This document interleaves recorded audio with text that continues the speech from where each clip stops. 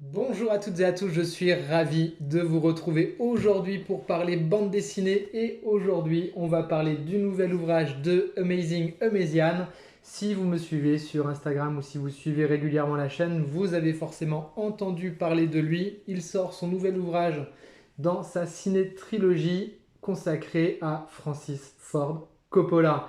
Donc si vous ne connaissez pas encore Amazing Amazian, je vous invite à découvrir. Vous avez déjà sur la chaîne deux lives qu'on avait fait avec lui, avec JC, le kit comics ciné-série que vous connaissez probablement.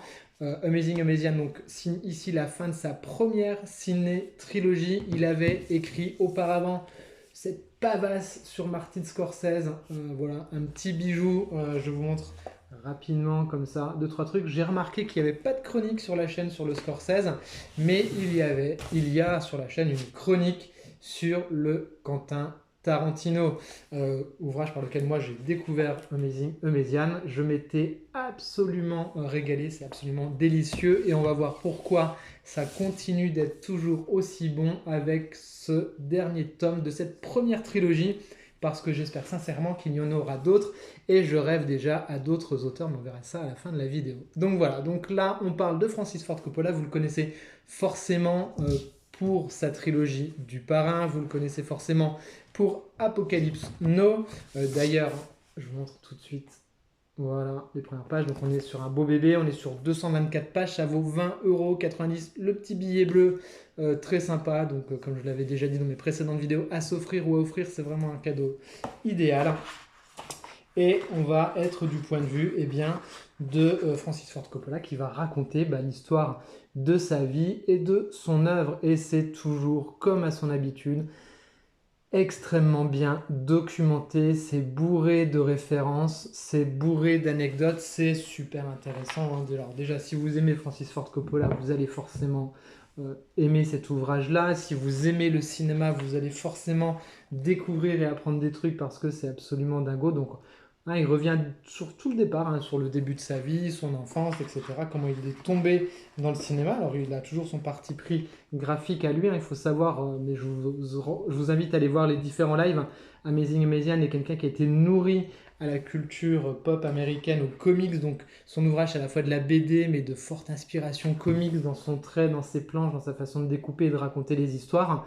Bref, c'est brillant, c'est super intéressant. Le gros problème de ce livre-là et des précédents, c'est qu'on n'a qu'une envie, c'est à chaque page on se dit mais bordel, je veux regarder de nouveau ce film, je veux voir ce film qui est cité en référence parce que je ne l'ai pas vu ou je veux le revoir. On a envie de revoir ça sous un point de vue différent après avoir lu ces bouquins-là. Donc c'est absolument génial. C'est tout ce qu'on aime finalement dans la culture, c'est-à-dire que quelqu'un qui crée une œuvre vous donne envie de réapprofondir ses œuvres ou d'aller en découvrir de nouvelles. Et ça me rappelle vraiment l'époque où on n'avait pas accès à tout à Internet et qu'on se disait vite, il faut que je note sur un papier, je vais aller guetter ça, mais ça, il faut que je le vois absolument, il faut que je me refasse cette filmographie-là.